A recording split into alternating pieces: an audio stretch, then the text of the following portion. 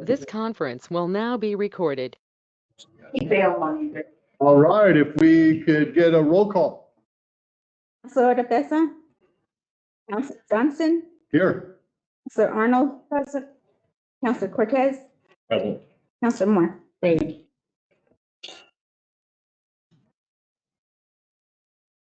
Right, next item is approval of the agenda. Chairman, Yes, sir.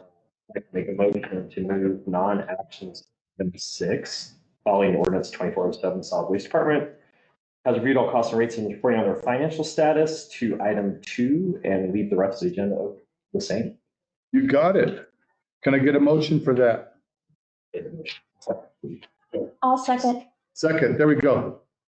Thank you, Chris, and thank you. And Goes to number 2. 6 to 2. if I can get a motion for approval of the minutes. Mr. Chair, you got to have a vote on the agenda. Oh, just get me started off early. I'm What glad. would you say? Well, you can say, is there any opposition? Corn's not here, is he? All in favor? All in favor of the approval of the agenda, say aye. Aye. Any opposed? Hearing none, approval is granted. Now we'll move it on to the approval of the minutes. We can make a motion to approve the minutes for the infrastructure committee meeting on January the 27th, 2025. Motion by Councilor Moore. Councilor Moore and approved by Councilor Arnold. Second.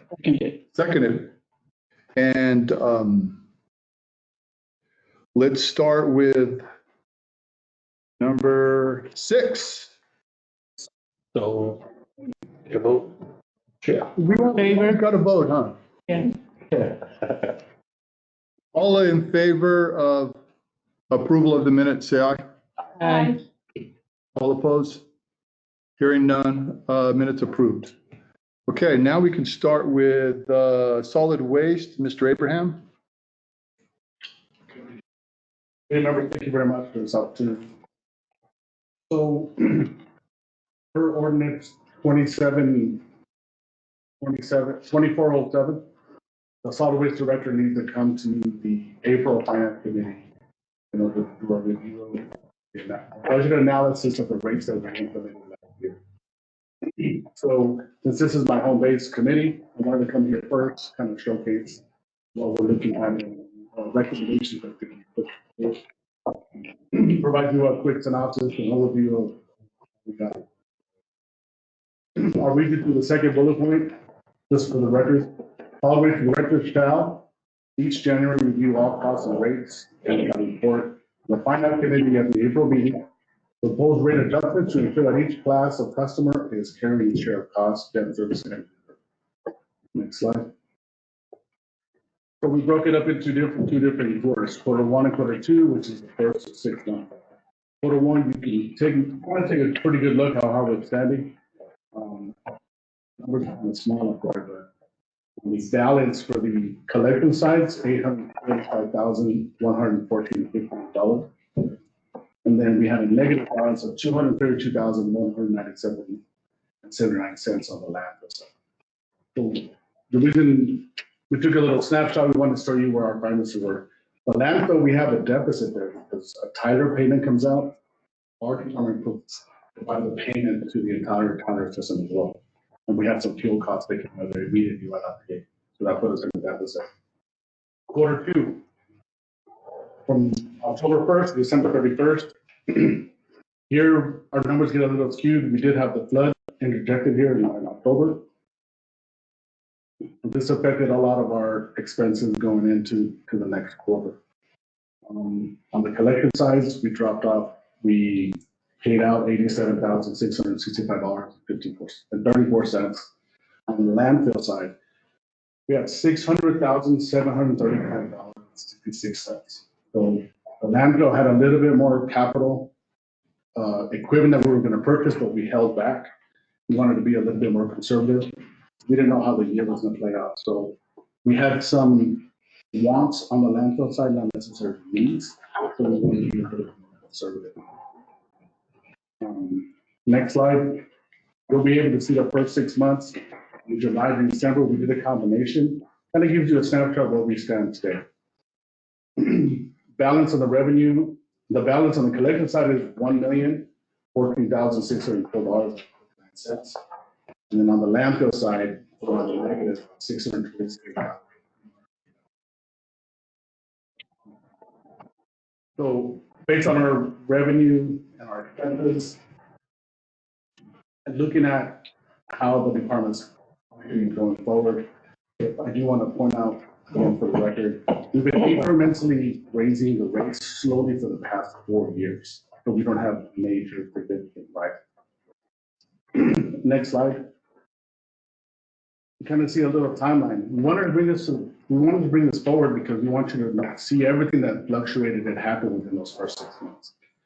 The rate increases hit July 1. The rates were rescinded on August 5th. The cycles were done on August 15th. We reviewed the account on the 19th, and then August 31st, August bills were sent out.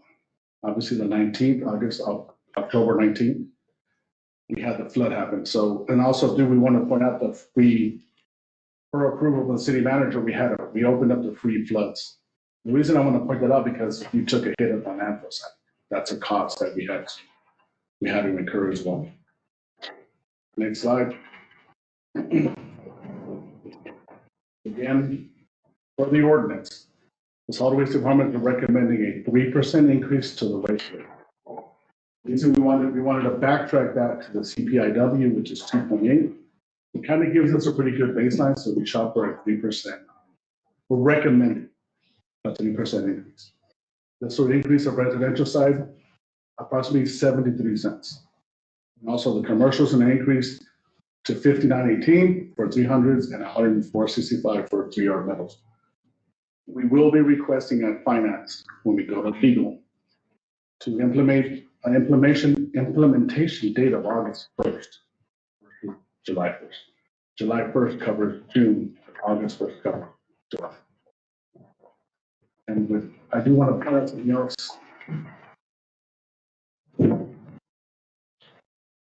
Councilor Hildebrand, in your packet, you should see something like this. Councilor Hildebrand ran an analysis without the flood.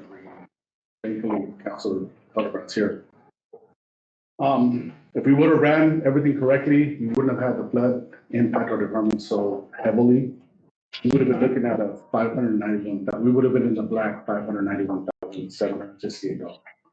So the preemptive planning, capital expenses that we set aside, we would have been on track to have those successful here. And with that, I can stand for any questions. This is informational only. If you can get any of your questions, we can take it over to finance. This item is brought up a little early. There's multiple timelines we have to meet between now and July. Committee chair, I stand for any questions. Councilor Moore. What is the plan for getting out of the negative? What have we, I know the 3% increase, that's supposed to help you get out of the 600,000, whatever it was. The 3% will help us with our operating costs next year. Next year, So but right now, the way we're running our business, the enterprise fund is run as a business. Mhm. So there's a lot of revenue streams that we have coming down. For example, Ashford is doing the flood mitigation for the waterways. They're bringing in about $100,000. We assist them as well. Secondary side, when that gets processed, that comes to us as well. That's a pass-through account, generating significant amount of money there. The landfill traditionally always runs at a negative balance every year since I've been there the last 5 years at about $300,000. So we do run those currently. We do report it as one, but we're utilizing those measures.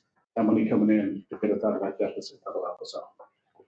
So the 3% is going to go for next year. Go ahead. Mr. Chair, so to help explain, the part of the ordinance that we will review this and bring this to the council's attention each and every year. Abraham makes a really good point in that Councilor Hildebrand did a separate financial analysis, excluding the flood operations that we had. Of course, we weren't charging people to bring their flood debris early on, and that was by design. But I think what this tells you is that relative to what we are charging, we are clearing revenues over expenditures at this moment in time, given the operations outside of it. It'll be council's decision, choice, debate as to whether to follow CPI and increase by inflationary amounts, essentially do nothing. Thank you. Any more questions? Abraham, thank you. Thank you very much. Appreciate it. Ball's rolling. Let's go to regular items. This is going to be the number 2, recommendation to authorize advertising of a public hearing notice for utility ordinance 25XX, which is a 2025 drought contingency plan. You want to talk about this a little bit, Chantel? So the 2025 drought contingency plan is something that has given us funding to help with it. It basically lays out if our aquifers are at this level and it's starting to decrease during certain times, certain triggers will make it come up, which the way the task force and us figured it out was we put the burden on the city first, lead by example, and then we go into the next trigger. We can work compliance from everybody else, and then we start mandating. But yet, you have to have an ordinance to how to enforce it.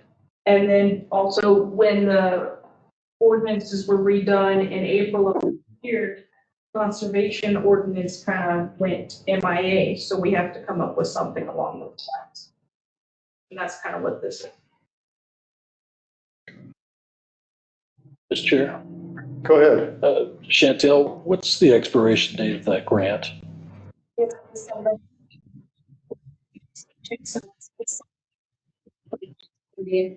Okay, The expiration for the actual plan is due in April, so that's why we were coming forward with it to get that approved. One of the things that was kind of brought to light in an email conversation was that the actual ordinances don't state that the compliance will come into effect when we are in a drought situation. So that wording does need to be added to that. But other than that, what we need is the permission for the advertising to bring it into a public hearing so they can be discussed.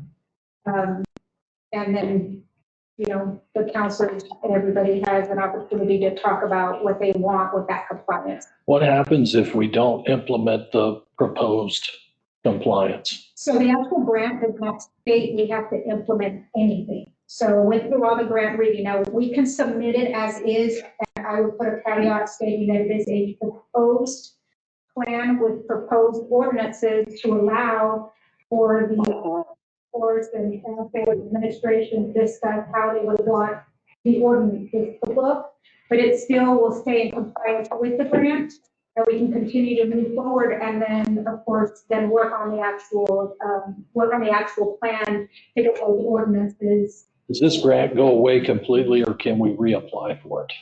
I don't know. I can look into that. I'm not sure. I do know that the reversion date was December 24th, and none of the recommendations of the grant were complied with, because when it fell on my desk, it was in late October. So I just reworked everything to give the of course enough time to put everything together, and they actually have done quite a good job in putting together the advertising plans, and we've worked with public affairs. Everything is now in play for that. It's doing really well to educate the public on. It's been very good. Thank you, Elizabeth. Thank you, Chantel, for all your hard work on this. What I'm looking at, Mr. Chair, is page 31 of your packet, section 20-26-233, mandatory compliance, lawn and landscape watering.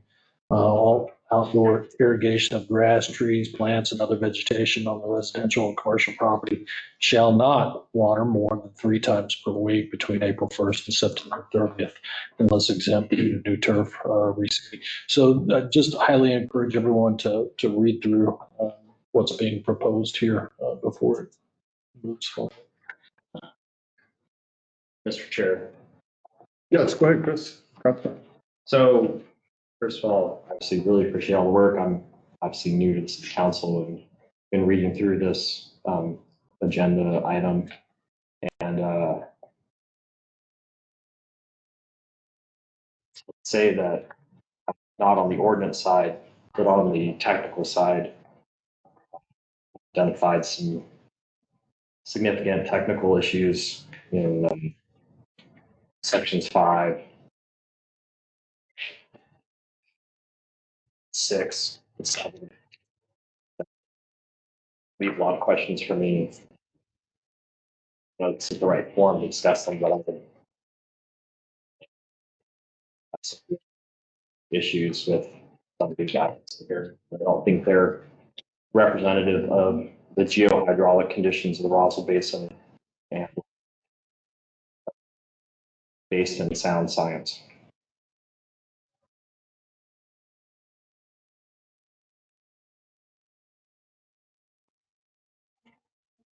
Go ahead. What I would recommend is we do have a meeting coming up in March, in March, On Tuesday. whatever Tuesday for the day. But I think it'd be a good time for those questions that come up because you can discuss it with the actual force there. And, you know, I think it would be important for them to hear what some of the concerns are and then they can address them. But to meet the grant expectations, again, we can submit it, not stating that it's being enforced, but that it's being proposed at a time. And to give us time to make those changes that would be beneficial for the city and the constituents. If you're okay with it. Yeah. Yes, go ahead. Elizabeth, really appreciate the information. We'll be really curious to find out on the reapplication of this grant, being that we have a full-time person being paid out of this grant and it will be expiring. So be really curious to obtain that information as we go forward too. Yes. And I think it's an excellent idea, you know, having, you know, Councilor Cortez, he's a subject matter expert on this. And I think his presence would be felt. It would be great.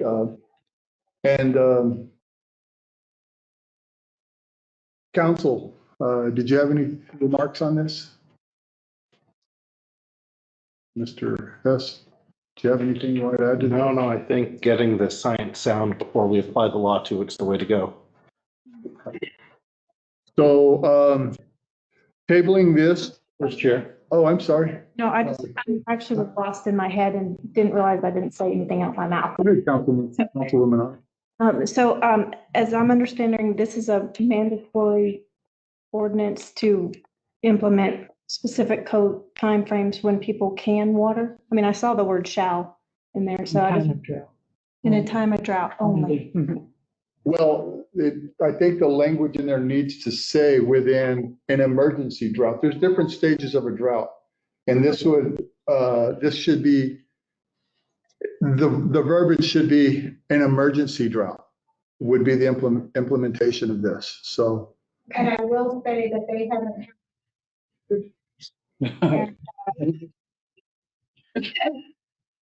So, and I respect that, Miss Elizabeth. However, we were also told that the average water usage was 21,000 gallons a month. So I would be very careful on it. I'm sorry for reading rates. So when we passed the water rates meeting after meeting, we were told our average usage of water rates or water usage was 21,000, which was actually pretty much true, but we didn't actually get any information on those others. So I'm a little bit weary to think that a drought's not coming. And I also kind of wonder about, you know, who determines what a drought is. And I think at this point, the only reason I would actually possibly support this is because it's just for public, it's just for just to approve the public hearing, not the actual ordinance in itself, correct? And so I know my personal immediate instinct, but I'm always a huge proponent of hearing from the people. So I have about maybe 5 minutes to decide which way I'm going to go on that. But yes, okay, thank you so much. So what we're deciding today is just to vote for a public hearing at the next meeting, not on the verbiage or the implementation or anything else of the document that we received. It's just to send it to the public. I mean, public hearing, I mean. On the table to send it back to the committee to get the science right. Yes. The motion from, So, Not a motion made. Yeah. Oh. Discussion about. okay. Yeah, that's a discussion on the. Yes, the discussion so far, and I would probably be looking for a motion to send this back to the drought contingency team and little more examination into this and get some better verbiage and look at our legalities and stuff. And we'll work with council and take it from there. But I believe I believe we should look for a motion to one more, only send question. it back to the committee. How would this, us tabling or sending it back affect the timeline that she mentioned? She was saying that we were on some type of Yeah, time. I'll let her. I'm sorry. So, well, the plan she's sending is not a plan that we're implementing. So, it's one thing that we will be stressing with the grantor is to let them know that this is the actual plan that we are proposing, that we haven't moved forward with our public announcement. There's stuff that has to be done. And as Chad had mentioned, we do have somebody that can oversee that. And then we do have quite a few, what's Aaron's, Aaron Bielak, Pecos Valley or Tejan, I would butcher that. so, so we do have some people, the task force that are very involved in that. They could give you a lot of data that before they do supply us the data. And then we do full consumption reports. So there's still a lot of work, but I will tell you that the actual task force were given a big responsibility with very little direction. They've done a really good job.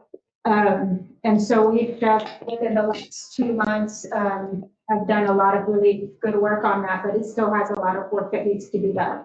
And so I would encourage those of you that have these questions, concerns to bring them up so they know what they're looking for and what they need to address. Yes, Elizabeth, I think the date was December 2025. Yes, Yeah, so we've got time. we do. Yeah, Mr. Chair, and you guys, I know you, obviously a lot of work is going on with this. And hate to be the last moment, glad to be involved, obviously, but Right. there are significant technical issues in here that we need to sit down and hammer out and get the stakeholders back in. Advise it. I don't see a problem personally with doing whatever we need to do to maintain the drought, the grant status, getting that forwarded on to the right people in a draft form as a proposal to maintain that. It sounds like we have plenty of time with the grant. I would strongly not recommend we put this to public hearing until we've resolved the technical issues. I think it would be they would be ill-advised at this time. And I would definitely dedicate my time to sit down with the drought task force and bring other resources to the drought task force to help people with some of these technical details. The Roswell Basin is one of the most complex basins in New Mexico. It's a great resource and asset to us. Of course, we all believe in conservation. It's what we want to do. But we've got to get the baseline. And I'm not looking at the ordinance side yet. I'm talking about the technical data, how we trigger, what the basis might be for a trigger. We better get that right. And I don't think the public would have much, we want to get those basic scientific facts correct before we put it fully into that forum for discussion.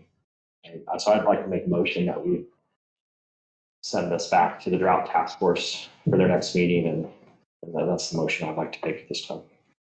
Okay, lady, Council Arman, would you like to say something?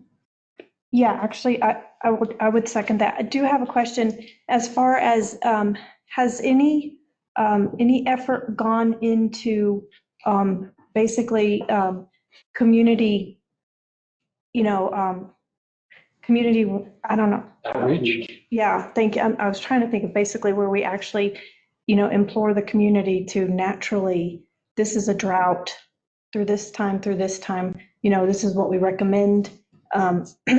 Because, and then I just think an ordinance is a little strong to start out with, basically coming in and saying, you're going to do this without having spent some time and getting a community effort together. I just kind of wanted to vocalize that, and therefore I'll second. That's a great question. But, okay, I got you for a second too. So she could probably chime in on that. I know she's been at the farmer's market and had the tent and. Absolutely. Both of y'all can chime in on that. So. Boys and Girls Club, Arbor Day, I'm all over the place. Oh, no, I have seen you. I've seen you, but what I'm asking is not education, actual notification. And there has been. Actually, a plan of notification, because you have been at everything. I have seen you up, down, sideways, and, I'm always happy that you're out there. What I'm saying is public notice, we are in a drought.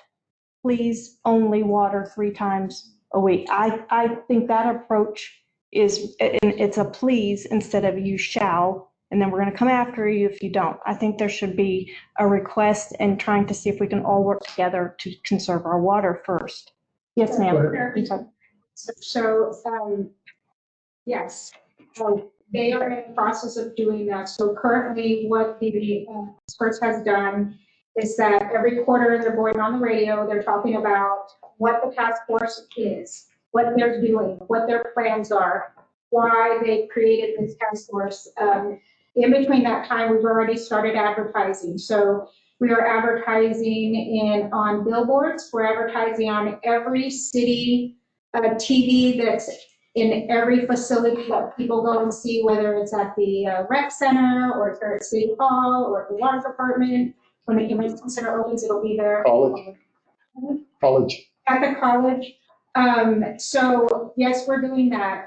Additionally, what we're doing is we're also implementing, so the actual advertising plan hits everything. It talks about conservation. The next talk is going to be about the 3-2-1 plan, where you water like 3 times, 2 times, 1 time, to let people know how you water when you're into different seasons. They talk about what conservation is about, how you can, as a citizen, help with conservation, what we're doing as a city for conservation, the actual ordinances itself, and the actual plan as far as like when you're in a drought, whether it's the green, the orange, the red. At that point, no, we haven't addressed that, and the reason for that is it's still in the process of designing. So we don't want to talk about that part of it just yet until we get approval. But as far as the education and reminding people and talking to them about what drought is, why the task force came together, we actually started doing that part of our plan that we started this year. So there again, that's education. That's not what I'm talking about. You guys have done a phenomenal job. I've very much noticed that. What I'm talking about is a city public notice. We are in a drought. Have we actually, Like when it happens. when it happens, a public notice, because your education is fabulous. What I'm saying is before we start mandating something, why don't we actually study how the citizens respond to a public notice that we are in a drought during this month and this month? The city is asking you to please participate while we are in it. That's what the plans for. That's why I addressed is that no, we have not talked about red or green yet. We can't do that until we've decided as a city, administration and council have decided what that's going to be.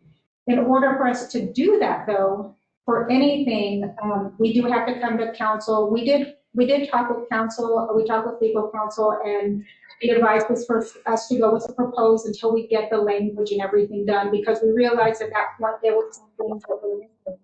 So no, we're not going to address that with the public until we know what we're going to be doing first. In the meantime, we're just going to be addressing conservation. So when we're ready to flow that out before we, we have to have ordinances for us to administer if we come into that. But before we do that, yes, the public will be informed and they'll be a part of the process if they want to show up and be a part of that and express how they want, how they'd like to see it. But I'm sure we will have notices. One of the things we talked about was letting people know what those notices will be.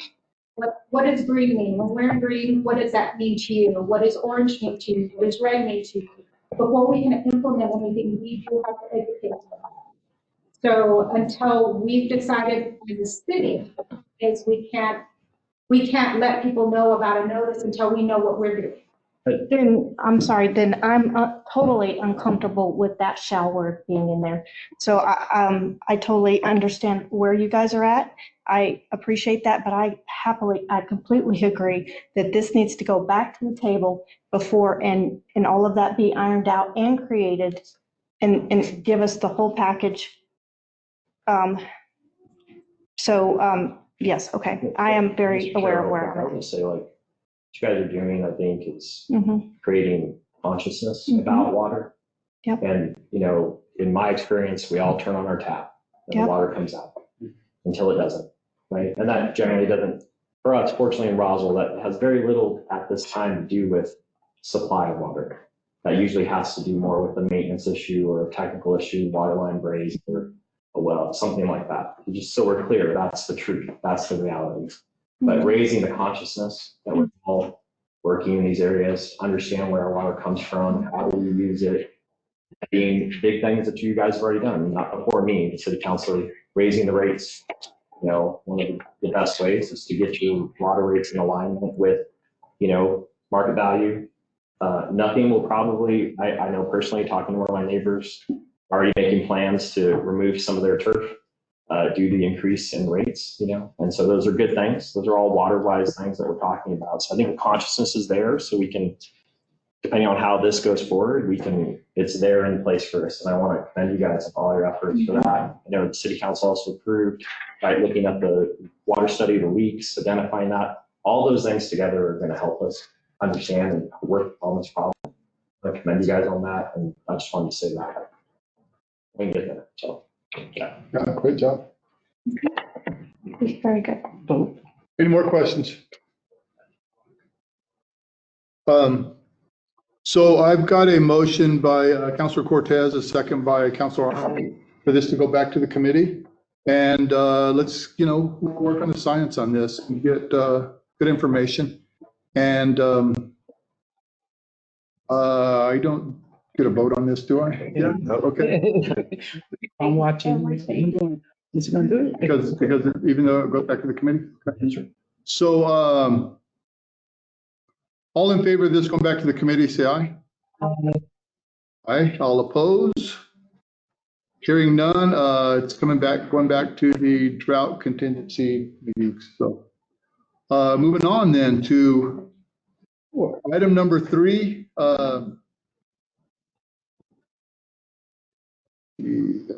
Is James? Over to you. So Naomi's going to talk about this. Oh. Sorry.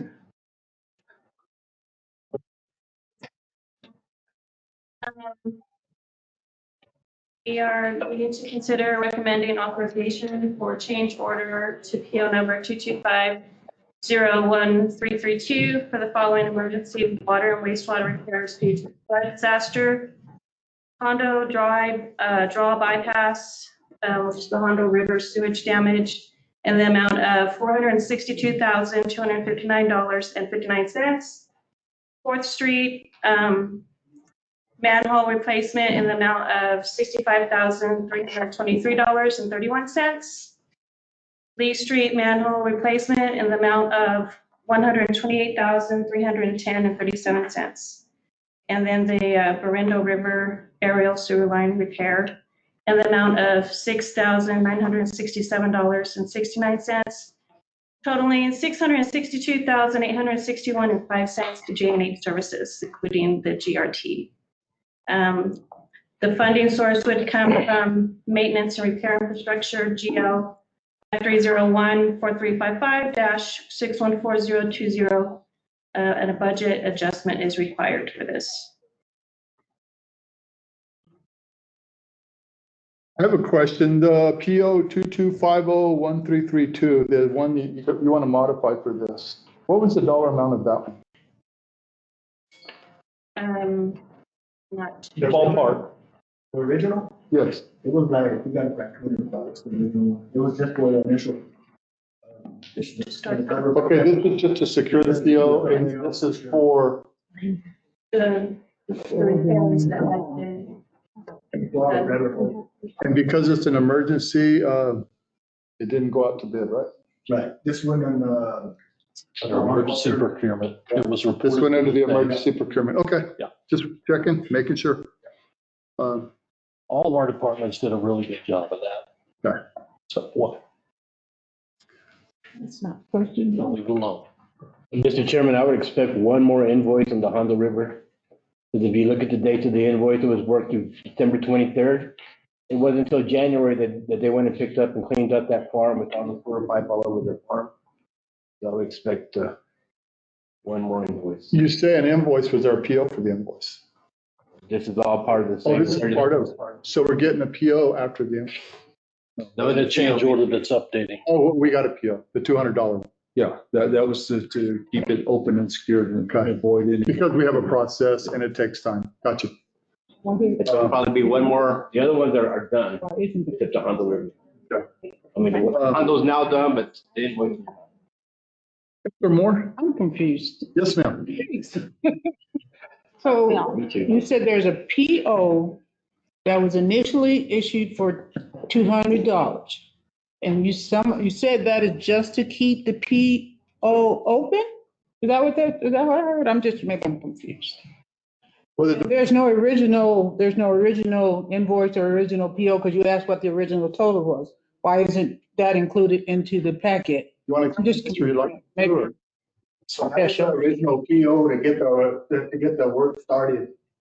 When did All this is adjusted based off of work being done.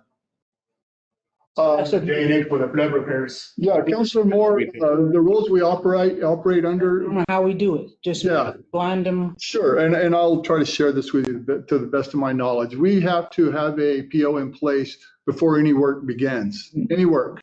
And right at the end of the flood, we had to identify all of this work and start doing it. I mean, it's an emergency. So what we did is we just secured a PO for $200. That way there, the PO is before all the work is taking place. Now, as the work's taking place, then of course it has to go to council, infrastructure, finance, and it has to make its way all the way around. We secured the PO for $200. Now what we're doing is showing all of the work we did, and we're gonna modify the PO to the 106. Yes, and that way there we show the PO. This is not gonna be an audit finding because the PO was before the work took place, and I know that's what you're fishing for. Yes. And that's a good cast.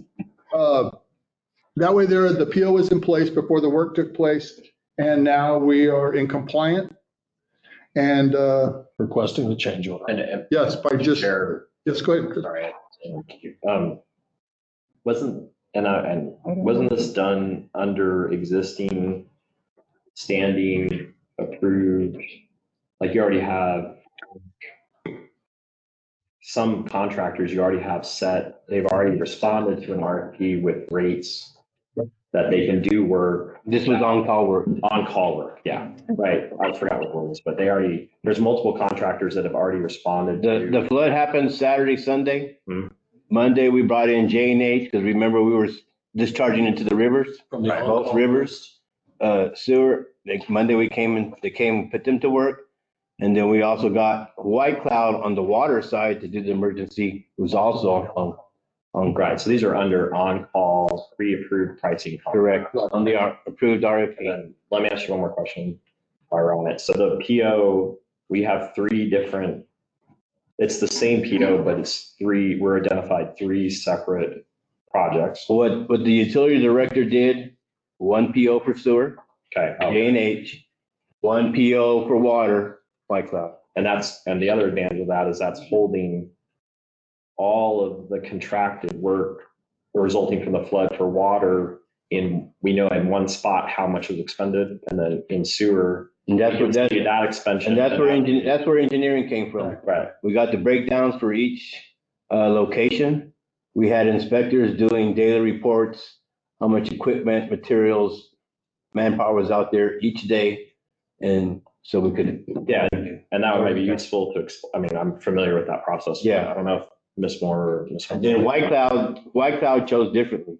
Yeah. You wanted to do a takeoff for each location, which same thing, just made it different, made it easier to track. What engineering, and I'll fill in just so everyone's aware, what happens is when you order the work, then they're saying engineering is observing and verifying that all that work's being approved. That amount of hours was spent, that amount of materials was. Yeah, because by Tuesday, I had an estimate. Okay, so Tuesday, I had James call his counterpart, New Mexico ED, and ask him about, is there any way we could get emergency money? Right. So next level, the finance manager for New Mexico ED Construction Bureaus then called me, Rhonda. Then I met with division director for Construction Bureau, and they needed a cost, estimated cost and a scope of work for emergency, because they said Roswell has a good reputation. Yes, we will give you emergency work. That's when I came up with the $1,040,000, which if you've been watching, that's the loan that's going to have full forgiveness from New Mexico ED. So it took a few days to go out there and get through the mud and figure out how much it was going to cost. But just the Hondo River was $1,040,000. And that's what we came up with. And then what's been happening it was just kind of like cancer surgery. Every day we went out there and there was something different. Of course, the mud made it worse. And here's where we're at. But as I look at the invoices only go to December 23rd. We did not do the final cleanup on the Munson farm until January. Right. So when we see these invoices that are progress invoices and they have things like see attached weekly report and see attached invoice. Yeah, and each invoice has a little file about that. And you guys, engineering's able. We have it. We got 3 ring binders for these invoices. They're coming into us. You guys are reviewing the background supporting information. Correct. Okay. And we have our own engineering report to go with it. Okay. That's the function of engineering. Right. Yes, sir. Mine wasn't for the total, it was just for the like you said, The procurement violation. yeah, I just wanted to make sure we weren't getting ourselves in some trouble, because when you change from $200 to $600 to $650,000, you know, that seemed like there ought to be some questions out there. But I understand, but I know you know the process, so I'm good with it, as long as it's not gonna show up in. Oversight, all of that has been taken into account. Was well done. I'll just chime in real quick. Was very well done. Engineering is keeping up with these projects, and we need all of our departments to continue as we do change orders that are flood related. Those must go to Ms. Tony Gomez and finance so we can keep our DRS contractor vendor apprised as we apply for FEMA reimbursements. That was. And in this case here, one PO would suffice. Some contractors, even myself sometimes, I like to separate POs. It's just a cleaner. Look, this is between you and the city engineer. You guys got it figured out. And any more questions? If I could get a motion. Make a motion to consider recommending the authorization to change the purchase order 2022 to 501332 for the following emergency water and waterways repairs due to the flood disaster for the total amount of $861.05 to J&H, including GRT. Is that to the To finance or finance, or consent? they already know? They don't have it. To finance. To finance, it needs to go to I think finance. it should go to. Go to finance. Second, Okay, all in favor of moving this to finance, say aye. Aye. All opposed? Hearing none, it's off to finance. Thank you. Going to number 4, consider recommendation of resolution 25XX for support of projects in response to NMDOT's January 2025 TPF. Funding call for project. Mr. Chairman, committee members, we're looking for a recommendation of resolution 25XX for support of projects in response to DOT's January 2025 TPF funding call for projects. DOT has issued that call for projects under the TPF program. These are projects that should be considered easily ready for bidding or other procurement process. The funding level for awarded projects is 95% NMDOT and 5% local match. City of Roswell has been successful in previous applications, including award of Atkinson and Hobbs Millenville projects. That's how those projects are funded. Project awards from this program will be in September 2025 after the DOT Highway Commission meets and approves it. The projects we're proposing to apply for are 2nd Street from Sunset to the city limits, east city limits under pavement maintenance, and South Atkinson Millenville and ADA capital project from Brasher to McGaffey. This year, they're only letting us apply for 2 projects. Financial consideration, this is for project application support. Any awarded projects would have to be budget adjusted once the formal award is received, again, because we won't get formal award until September 2025. 2nd Street, under pavement maintenance, what we're proposing is a $1,520,000 application, which would mean, again, DOT 95%, city 5%. So the state portion would be $1,444,000, and the required city match would be $76,000. South Atkinson Millenville, we're proposing $2,660,000. Again, the state portion, 95% would be $2,527,000, and the required city match would be $133,000. And the draft resolution and the call for projects is in your packet. And I'll stand for questions.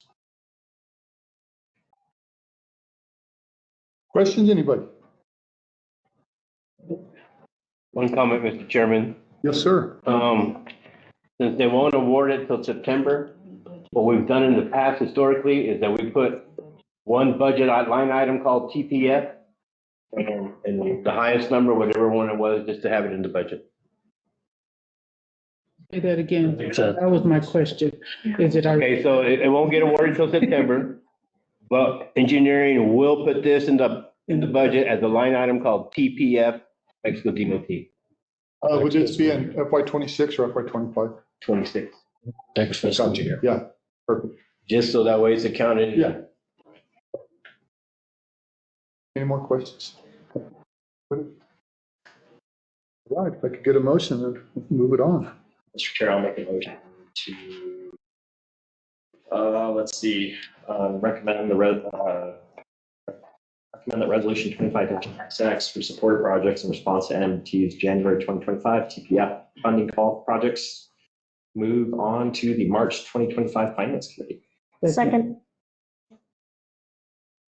Just louder. You can take either one of us. We both did it. It was a pinch poke. I had a motion by Councilor Cortez and second by Councilor Arnold. All in favor of this, say aye. Aye. All opposed? Hearing none, approved. And now we're working down to our famous discussion of purchase of farmland adjacent to the wastewater plant. Mr. Chairman, at the last meeting, y'all wanted to see the appraisal. It's in the packet. It was done in 2019. Correct.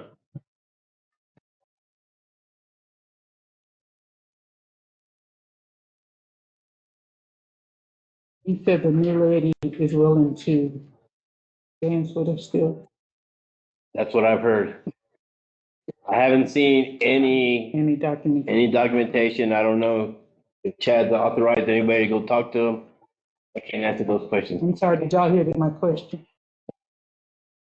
Come in. I asked him if the the lady was still willing to, play ball with us, and he said he didn't know yet. Right, this is a 5-year-old proposal, and I guess it's still good? That's what I. I'm good. That's what I'm asking. Mr. Chair, typically I wouldn't authorize anybody to reach out on something unless it were a budget. As you know, as we've discussed, I think the last time we had infrastructure, we really didn't get into the gory details of it.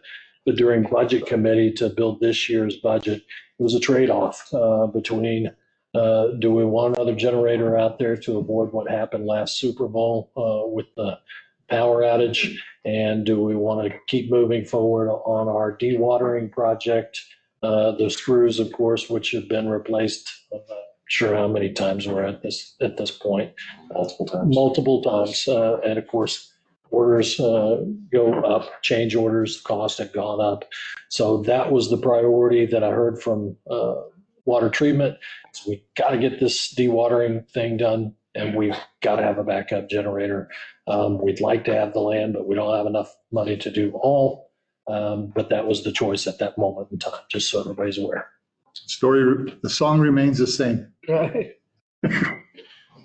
So this is Mr. Chair.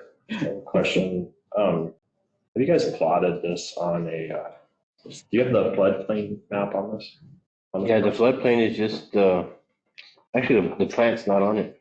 The plant's not, but this property, because my understanding was during the flood that it takes some water, which a lot of things took water on. So, Well, yeah, across the street, across the river is the Munson farm that's costing us $1 million of sewer now.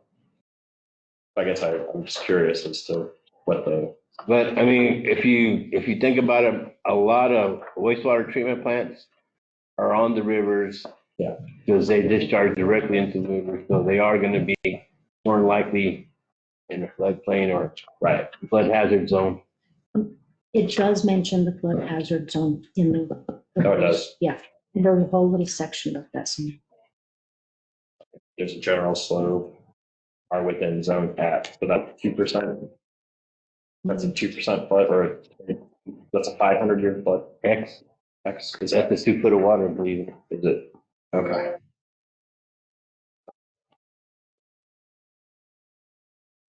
Right, any more questions, guys?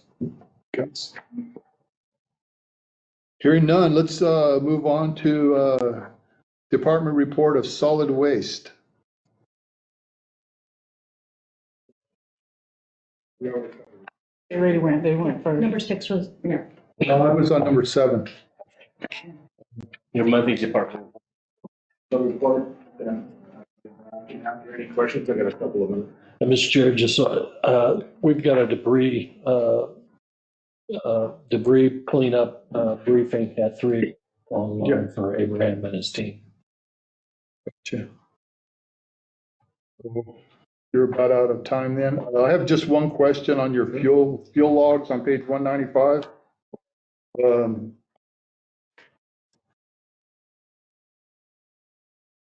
And I know you're in a hurry, so vehicle 263. Let's see. Fuel efficiency is 29.4 miles to the gallon on one of your trucks. We need to fill our whole fleet with that.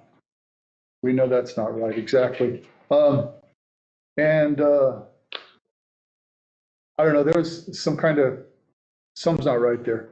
The one that drove the least amount of miles had the highest gallons, one of the highest gallons filled, and had the best gas mileage. So I don't know, something's wrong with that one. So I'll check the parameters within our movement system. Yeah. I saw that. And I'll also go back to see. Probably a bad finger or something. I don't know, but something's not right there. Well, it might be the parameter. Some of the staff put it in. You're right. Some of them have. I'll follow up with the committee. Okay. Appreciate it. Thanks.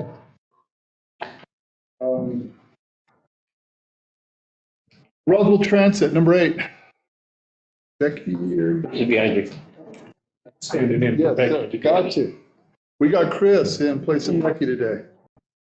Good afternoon, everybody.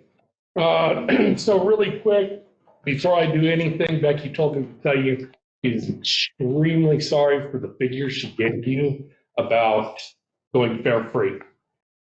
She did go back through and we did look at it again, and it would have actually cost us $17,000 to go fare free. However, there's a good side to this. Oh, no.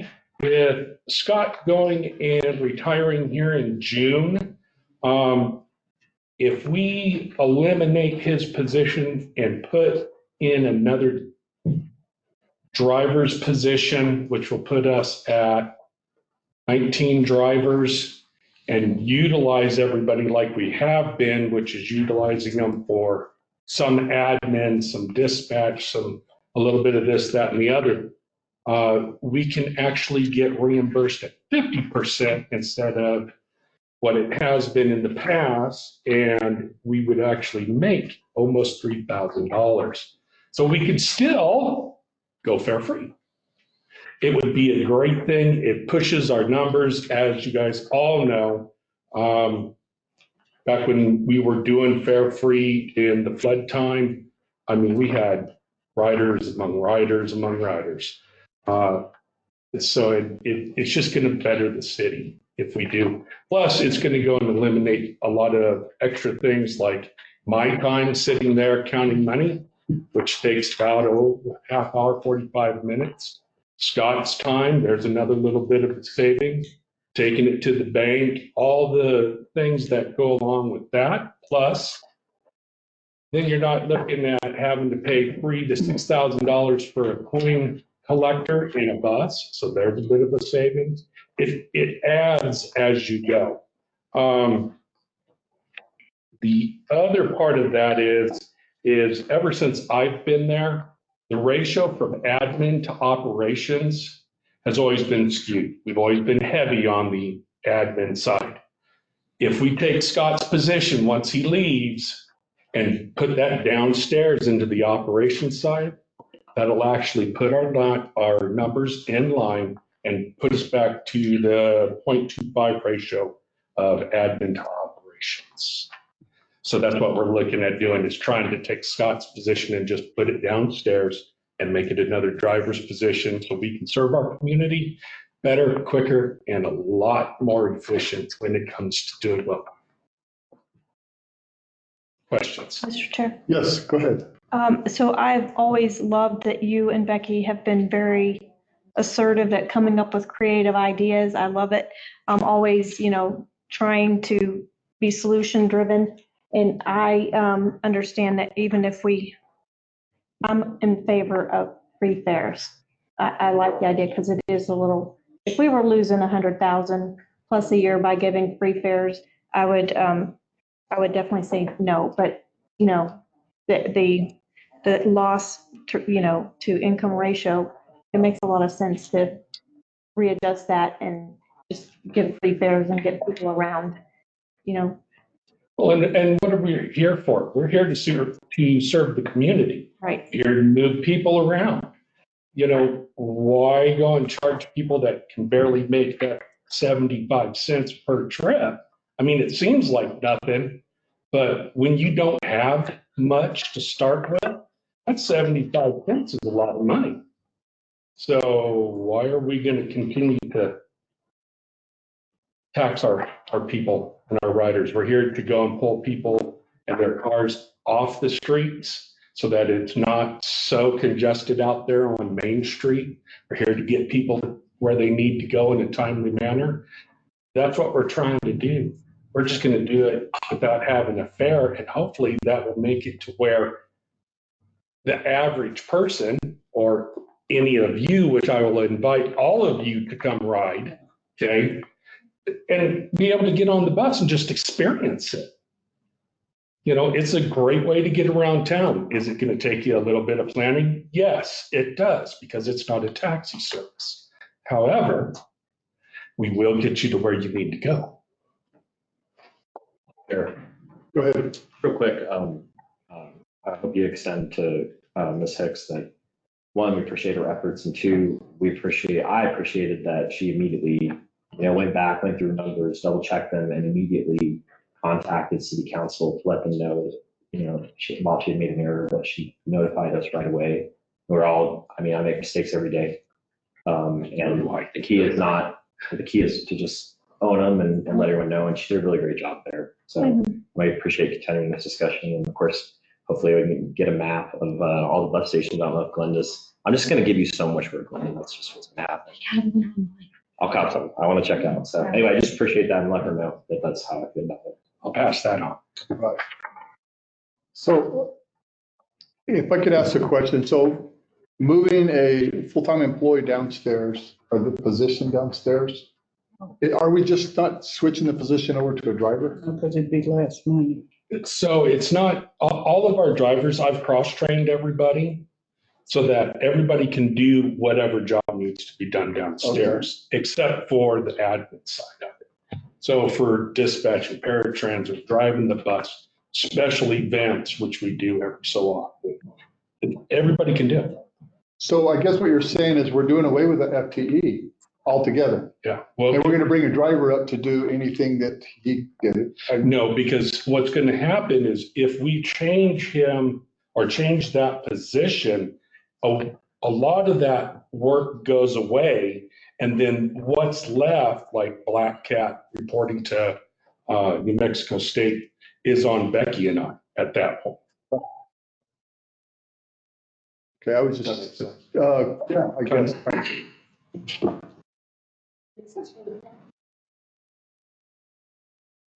They're not eliminating an FTE position, but they are not filling, backfilling. So essentially they are eliminating. I just thought it was a wash, but. It is a wash, yeah.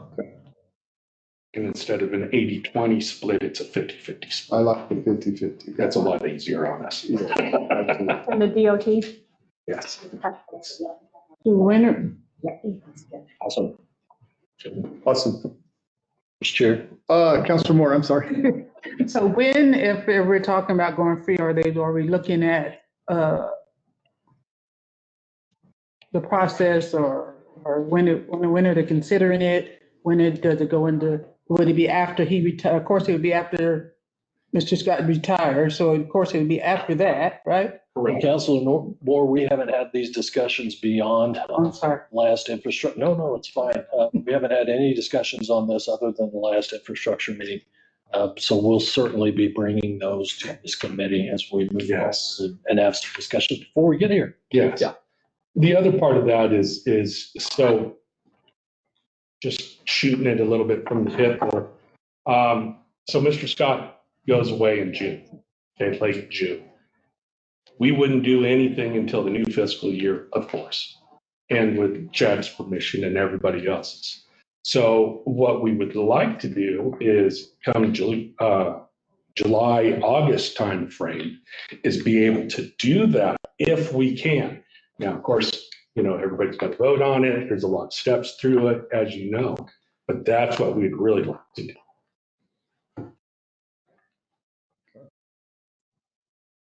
Perfect. Any more questions on that? Transit. Thank you for your time. Not a problem. Are you going to handle the fleet maintenance side of things? No, sorry. Unfortunately, the fleet maintenance side of it, Becky hasn't given me anything for the fleet side of it. I can add to probably some very basic questions if you have any. Well, I noticed we're like 58, 59% through our fiscal year. And we spent 79% of our budget. That's a concern, and that's just a concern. And I think I want to know if there's sometimes you lose a motor and that's a big cost. I don't know.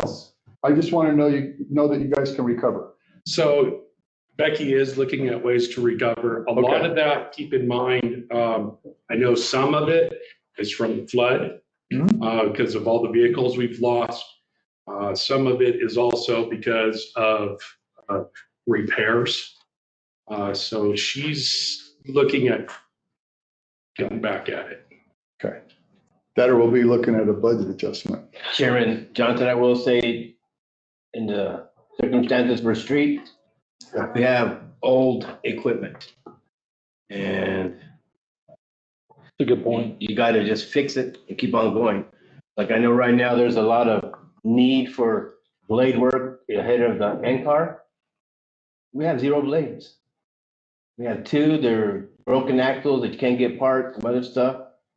So as much as we'd like to help, we don't have. It comes in with that vehicle replacement program, and so I'll go ahead and throw it out on the table. I did have Becky Hicks discuss with a fleet management company that works through Enterprise. They can replace our police vehicles, our city trucks. There is some heavy equipment that they can't replace, but they can put it on a regular schedule. They can do it faster, more efficiently, and more cost effectively than we can do it. And so we're in discussions right now. Ms. Gomez has attended some of those discussions as well. So I'd like to bring forward some information on that in the near future as we look towards next year's budget. That's one of the things walking in the door of the city that we all noticed right off the bat is we have no fleet replacement system per se. With regard to the blade and working out on the airport and getting ready for the air races, Abraham and his team, as you know, have done a really good job of securing equipment. They've got a blade and they've got a dozer, and it's out there tomorrow. They rent it? No, they own it. Oh, they own it. Yeah. Oh. And Oh, yeah, they of will course be they out do. there peeling back 4 inches, tomorrow. So great kudos to Abraham and his team for getting out there, peeling off 4 inches on what we call the Dorito chip at the airport. So we can start doing some chip seal. I know Bobby Thompson's worked and talked to Bill Williams from the county, and they're excited to get their feet wet on doing the chip seal. They've delivered some Sturdy Steel has delivered some other materials. So that's going way off topic, but on fleet, we're looking at a program. I'd like to get a programmatic approach to replacing. Having a good fleet program is so beneficial. I mean, the replacement component of it, the size component of it. I mean, you can have a big fleet. What does that mean? More maintenance costs. Yeah. You narrow it down to just your basic needs. Now your maintenance costs just shrunk a little bit, but that's an art to it. And if you've got a vendor that's all they do and they're tied in through those rental networks and all that throughout the country, you're typically a lot better off for it. You've also eliminated or reduced your exposure to audit findings as well. So, Mr. Chairman, if I could. Yes, sir. Okay, so along those same lines, okay, Becky and I had found a system for preventative maintenance and finding issues with vehicles along the way. It's called Fleetio. I use it daily. You can track all the stuff that needs to be done through it. Why am I bringing this up? It's because the rest of the city can utilize this same program to go and see and forecast things in the future, like blades that need to be replaced, vehicles that are coming up that are going to have to be replaced due to years of miles. Can see the trends of things that are being replaced all the time, like transmissions, engines, whatnot. Okay. It's a matter of not just having the replacement program, but also the maintenance portion of it being tracked and how much fuel you had brought up with Abraham, how much fuel was being used in one of the vehicles. It tracks that also with the wax pumps. So making sure that we as a city utilize this program will also help in pulling down those costs, because then you're seeing what's coming at you. Right. And that's an excellent program. I worked with Becky to introduce her to WEX. That's an excellent. I love WEX. Yeah, I love it. But a maintenance program that tracks all of your maintenance is paramount. I mean, yes. It tells you when to change your tranny fluid. Guess what? You don't burn out transmissions. It tells you when to change your hydraulic fluids. You don't burn out hydraulic pumps and motors. Exactly. These preventative maintenance, I mean, it's just so important. It helps you actually in the long run save your maintenance repair budget. But, breaking axles, as I heard, that's something you can't plan for. But I think what this, I think there's a lot of programs out there that you can put a FA number in and you can track that piece of equipment and it'll actually kick out this vehicle due for an oil change. Yes. And, you actually print the little stickers, you can put them in the windows and people know when to change their oils. Transmission fluids, et cetera. But I mean, that would just help you so much as far as changing trannies. I mean, and I know I'm going to have a little testimony here. When I started with the DOT, that's all we did was change hydraulic pumps, motors. That's all we did was change transmissions, burn up motors. And then I found out we had no program whatsoever. And we invested in Fleet Focus and we track every piece of equipment up to and including, if you wreck at anything. And when you've expensed half of the vehicle's value, that's when you start looking at exit stage left on this piece of equipment or vehicle. And those are just good tools to have in your box.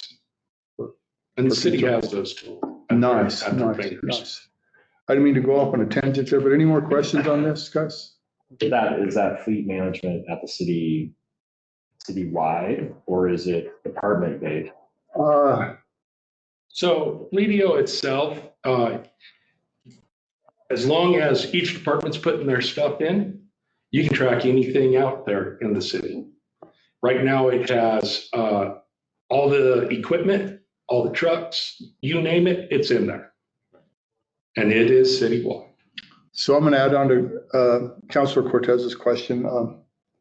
Who tracks that? Is that you or Becky? Or? It's mainly Becky. Okay, because Becky.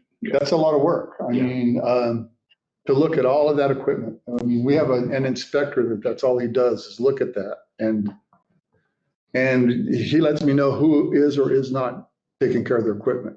So, which we take it from. But any more questions on this, guys? Let's move on. Thank you so much, Chris. Thank you. You bet. Anybody here for the cemetery? Jim. I think Jim Burson. Oh, Jim's out sick today, so I'm going to assume zoo, parks, and golf. Yeah. And Report thing in here. recreation, facilities maintenance. And so we've got Nathaniel Mascarenas online. I just got a text from him that he cannot, he's having trouble with his communication side of it, but we should have his slides. Linda, do we have, are those the slides on the? There are no slides. Yeah, report. His report. Yeah, the report's not readable. There's not a. Trying to miss the mark on the. Normally, I'd say the report stands as is. Yeah, and that's usually a good comment.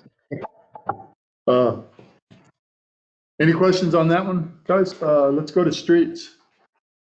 Street special electronics stand is presented, and I do want to go off on, these are for these 5 and 1 for Rita. Christina. This side and 1 for Ed.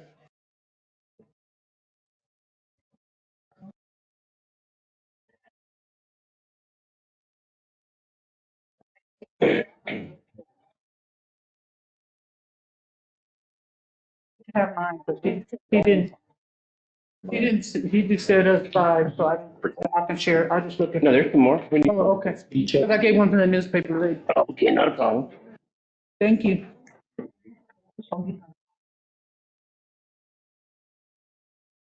So it's funny, we're talking fleet replacement, so I'll just put engineering in there with the fleet replacement. As you can see, this is the org chart for engineering. Excuse my play with my glasses because I had a cataract and lens put in Thursday and I'm still recovering.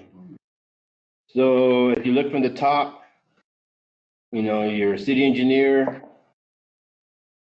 is on the short end. Bernadette Lopez, civil engineer.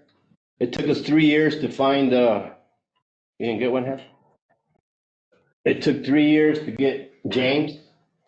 And then we were trying to find another civil engineer. And again, this is just what we've had in the past. And we couldn't get anyone, and because of budget constraint, I understand, it was no longer posted, and the vacant civil engineer was pulled. Then you have Linda Allen. You have Lyndon, who retired in June. I've had 2 applicants. I can't compete with the money, so they turned it down. Jim Sexy, he's just waiting for the word, and he's gone. As you look, Tom McAllister left. Butch, his last day is Friday. Then you have Louis Romero and Franco. So you have a good nucleus. I would say you have a good quarterback upcoming with James. I think you have a good running back coming up with Louis Romero. But what happens if you can't keep the city of Roswell engineering department going? I mean, I explained to you, I mean, just on the call and on the reputation of the city of Roswell engineering, got $1,040,000 to help sewer. We'll probably get a TPF project.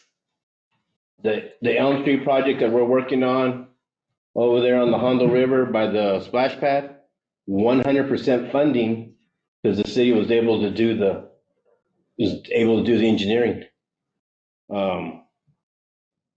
Right now, when water gets its money caught up and they want water plans, I can't do them. So when city engineering can't do them, just add 20% or 10% at least to all the costs. So what I'm just getting at, I mean, fleet replacement, engineering, it just happens once in a while. It does. And I believe in succession planning. I want to stick around and rebuild the team. And Ed's heard this before when I was looking for James. I have to have a little bit more latitude to compete. And you know what's happening with the DOT? I mean, I got so many vacancies. But to me, City of Roswell has always had a good reputation. A lot of it's because of the engineering department. It's the status that a lot of other cities this size don't have. And we don't want to be a small town. We don't want to be a village. We want to proceed. I know Mike has made the comment, NCAR came over here because Jim Sexy could make all those maps and layout. So I'm asking that, as I put these in, I'm doing it to try to keep Roswell above the rest. We want to compete, we want to win. So I'm just showing you the struggle that I'm having and my big concern in trying to rebuild my team. And hopefully there'll be some latitude appreciated when I do this. And I stand for any question. I appreciate your comments. I really do. And knowing same problem. Yeah, you said it a while ago. And people that come to your interviews, and then when you give them the offer, they say, man, I can't move here for that. Those are some sad stories. We hear them quite often. And everything you said has been heard. Trust me. Mr. Chair, I just yes, sir. Reflect on this as well, is that we're actually reducing our scope of services at our engineering firm, but we don't do this type of engineering based off staffing and challenges with staffing. So, I do think it's universal, and obviously I do think that the city having an engineering department is a huge asset. And huge asset. I don't know what we do, huge. It makes a big difference. It makes a huge difference for the city. Cities that don't have engineering departments,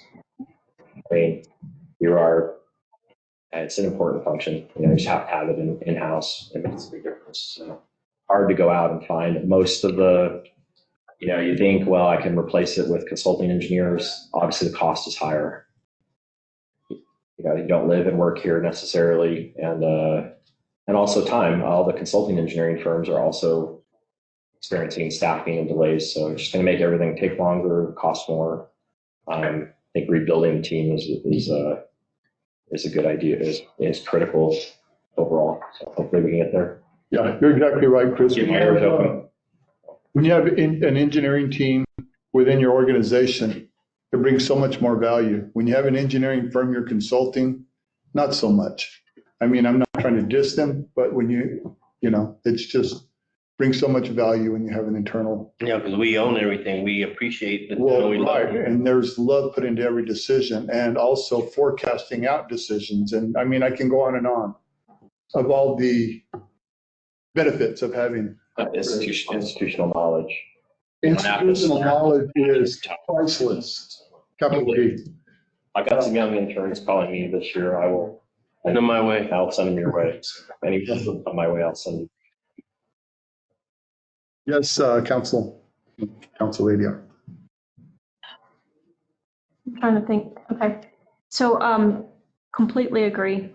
Engineering, absolutely. We do need people that are dedicated to our community. It's definitely vital. I'm going to say the same thing about our police department in providing competitive wages. That being said, I think this is across the board for us to really compete. I think that is something that we as a council need to start considering as we're eliminating positions or not providing adequate or competitive rates because of the budget. To me, I'm going to personally say that competitive wages are a priority when it comes to budgeting, and I can't actually say that I understand why we're balancing or what we're cutting, and I guess what's that needs versus wants. And so I guess on the fiscal year 2026, when do we start looking at that? Because usually that you guys are having those talks, and before you know it, we have a budget in front of us. Okay, I'll be ready. Thank you. Any more questions?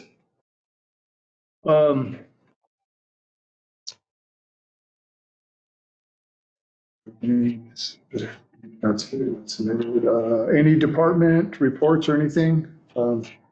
If not, how about anybody online? Do they have any questions? I have a question, if I may. Yes, you may. Your name, please? Julius, 310 West Mescalero. I heard you guys speaking about the droughts and some of the water plans and all of that. And something that's been popping in my feed as I look up is PFAS reports. I don't know if y'all are familiar with that, but there's been a rise. And my concern, if you don't know what PFAS is, that's the polyfluoroalkyl substances, the forever chemicals. And I guess my concern is that with the flood that happened and it coming from the river, maybe some contaminated components. I don't know if y'all have requested or this council or anyone has requested. I think it's called a PFAS report, but there seems to be when I looked around, a lot of that popped in my feed. There seems to be an increase in some of those forever chemicals and how they're affecting sort of the land and farming crops and all of that. And with the river kind of flowing and contaminating much of the city, I think it would be wise that maybe someone look into that. Is that something we can look into, or I can request we look into? We have no knowledge. Be safety. What he's talking about. Andrew. Yeah. You test for it right now, no, but we can definitely look into it. Mr. Chair, yes, go ahead. PFAS is a emerging contaminant of concern. PFAS is in everything. Any of you wearing Gore-Tex right now? PFAS, Teflon plans, major Teflon, Gore-Tex. The thing, there's forever and everywhere chemical. I know that there's some legislation going on there's some questions about the limits that you set, and that's going on right now. That's ongoing with the EPA and various environment department agencies.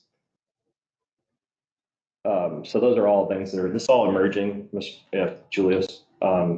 So obviously, I think there are protocols that'll be coming in online. Wouldn't they establish a benchmark maybe or? They're still trying to determine the amount, the human health limits and those. Science. The science around it and, or the science on where it becomes an issue. For contaminants to become a concern, like right now, you can almost guarantee that if all of us went and got our blood work done, every human who's been exposed has to certain levels. Became an issue in Clovis with the firefighting chemicals is a big thing. I think we have show Clovis, dairies, those kinds of things. So it doesn't degrade in the environment. So it accumulates. So I would expect we're going to see more and more PFAS testing put onto our waste and wastewater treatment people. That's going to become part of their protocols and the jobs they have to do. And that's going to increase the cost for the city to monitor for those things, much less if they're present, if there's need to ameliorate them. So it's happening. Okay? So essentially it's coming to a place near us real soon. It's starting to hear, how we address and deal with it is coming to a place near us, right? Okay. I suspect we're going to see some strong legislation from the Environment Department on those. They're not listed, right? Or they don't have set limits. So, right, then you get into enforcement, compliance, those kinds of things. Yeah, EPA has been discussing for 4 years the limit. Yeah. And they.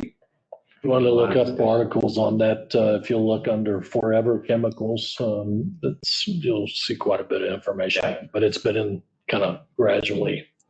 And there's other conversation, but we can't speak about it. Okay. Well, did the flood affect it? That's what. Yes. So I'm asking him, what did the flood cause? Our potable water. Okay. Yeah. So it's not something that we have to be at this point, because of all the water we had, have to be concerned at all. It is coming to find near you. Julius, that is on the radar, it sounds like. And that was a great question. Thank you. Thank you for your time. Does anybody else have any questions online? So now we're going to go to public participation. There's truly over there. Marisa King Eurohofer, very narrow, unstriped Chicago Cubs mailbox, Mark Road. They have talked me into again during the summer doing at the Boys and Girls Club, doing things out in the camp. They love water. They love Chantel coming in, but Naomi's going to help us. We're going to be at the zoo. We're going to be at the wastewater. We're going to be at the court. We're going to be at the library. We're going to be at fire. We're going to be at dispatch. I've got one more job. I've got one more department that I need to be filled. And it was the #1 best thing that these 34 little darlings want to do. If Dad doesn't help me, it's not going to happen. Oh, I got it. Yeah. You need the help, and I'll help. Boy, not being put on the spot. Yes. I don't. You want to go see the dog? Abraham. He loves Abraham. Everybody had 2 cups of coffee. I saw this in the Sunday paper. And there was Kimmy and there was Jim, right in the paper. And we signed over the deed. That's fine. I don't care if we got any money out of it. My big question was that Jim said that his company can produce high-quality homes faster than traditional methods. At what cost? Is this for low income? Lord knows we don't need any more $350,000 houses. We need low income houses. That's what I feel.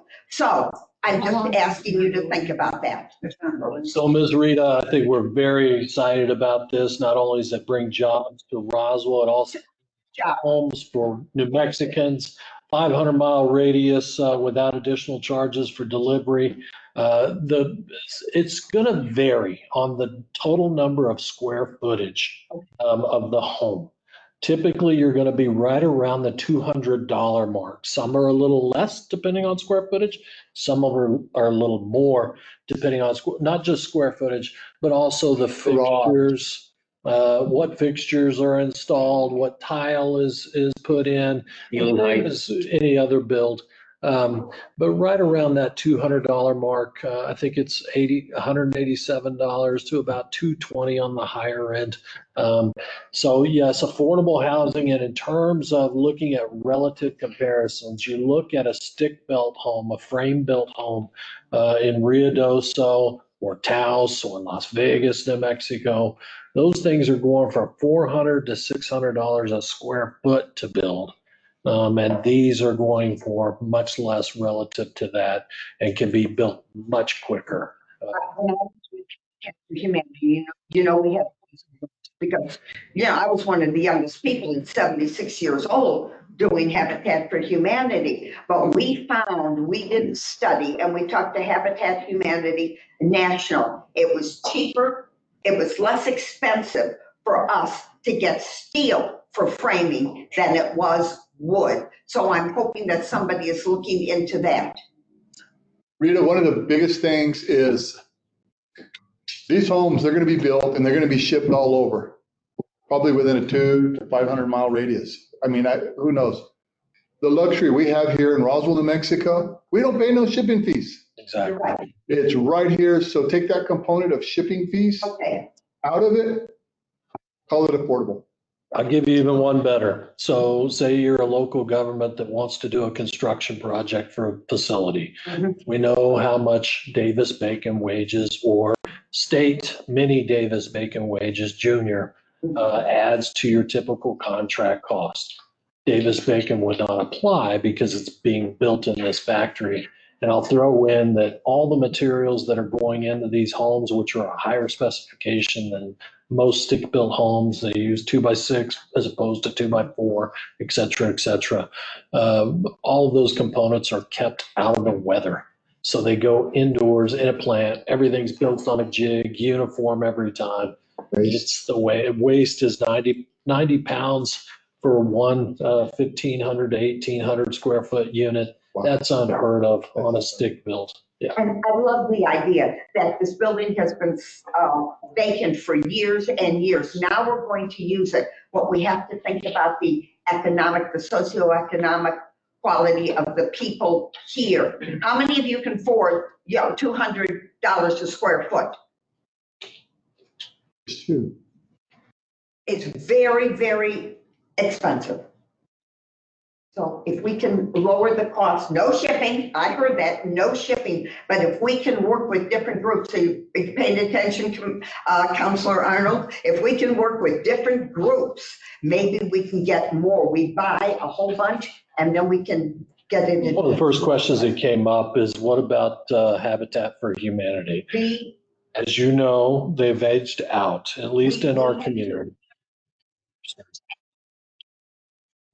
The good news is University High School and our college are putting programs, they already have programs in place for a lot of these young men and women to learn electrical, plumbing, and that's going to be the next step out there. They're going to need their own licensed plumbers, electricians, GB98s on site, working in the facility to get through that entire inspection process, which is a little different on a factory line. I'm sorry, Councilor Arnold. Keep going. No, sorry. Done. Thank you. Give us your comment, Councilor Young. Thank you. I think Councilman Sheldon Brandt was part of these meetings. We had affordable housing committee, just not subcommittees, they were just group meetings to talk about solutions for affordable housing. Mr. Mitchell and his team were part of those discussions. So there were some ideas that we kind of had to put on hold because of the battle that BuiltWise had getting set up. Mr. Mitchell and his team have advised that the ability to create affordable housing is actually there. It's just a conversation we haven't been able to carry on because of the battle that he has had. And so moving this forward and just the pure idea, what they're able to do, that shipping out, as I understand, they already have quite a few possible contracts in other areas. And I don't know if we receive GRT or selling it out of here. No GRT. But at the same time, I do want to let you know that discussion with Mr. Mitchell has been had, and the possibility to create homes that are more affordable does exist. And it is a conversation that I believe will come up. I'm hoping, and Again. I must apologize to all of you. I did not have the power on the Habitat Committee Board to, when we sold Habitat and all of our houses, they took all of our equipment. We had over $100,000 in equipment, and we had to send it there. I said, we need to see about having some group take it here. I was talking to Geneva Martinez, and she was furious with me that I could not get it done because they could have used that equipment. Well, the land, I think the land that we actually had reserved for Habitat for Humanity. Development, yeah. Development. Still have it. Yes, and that's where we're discussing with Mr. Mitchell to put homes there. And I think the lots, I think there was there 18 lots and 12 of them were developed. It's 12, but maybe there was 8. A portion of them are already developed. And so that was where the conversation was going, utilizing the Habitat for Humanity land that the city had given. And that was exactly where the conversation was. And I'm sure that now that we see, that was, as soon as I saw that picture, my first thought was, oh, good, he's fixing to get stable and we'll go back and open that door for conversation. So that's, that's a possibility for it, because I think what it was is we were also looking at replotting or restructuring that land to add more to it. Right. On the ones that weren't developed, making them smaller lots so we could put more on there. And that was a conversation we had with Many Hands, Hagerman Forward, and several other home groups. So I just wanted to make sure that you understood that we are simpatico right there. I'm hoping so because we built a home, a 4-bedroom home with insurance, with taxes, with water, with utilities. They were paying $350 a month. And that's because we held the mortgage. And therefore, it was a great program. And then we just had to. So I'm looking forward to it. And I work with Dan and I talked to Geneva. So, I mean, you can always call me. And my understanding is Jim and his team have their own financing group, the whole shebang. Yes. The other benefit of this is, of course, in selling the land, we did receive, it was $678,000 that will go directly to the airport. And of course, now that the property is no longer the property of the city, it becomes a property tax as well. Yeah, annual. Not everybody can afford a $350,000 house with no utilities, insurance, nothing. We need to take care of some of our people here. Thank you. Thank you. Go ahead. Quick, just something that discussion sparked in my head was, I think there was a discussion at legal with Councilor Hildebrand about some of the overlay areas in the Cielo Grande area and that coming into infrastructure. I want to make sure that was still. That's being presented on legal. But I think we were hoping to community it also into infrastructure at some point. So is that still kind of the plan? Okay. Yeah.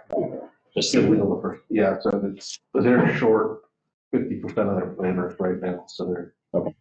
So legal first, but then some of the questions will roll over into infrastructure. Okay. I just wanted to make sure that was back in my head. Thank you. Nice conversation there, Rita. Thank you. Anybody else from outside? I guess no. Guess what, guys? Well, this meeting is over with at 3:39. Thank you.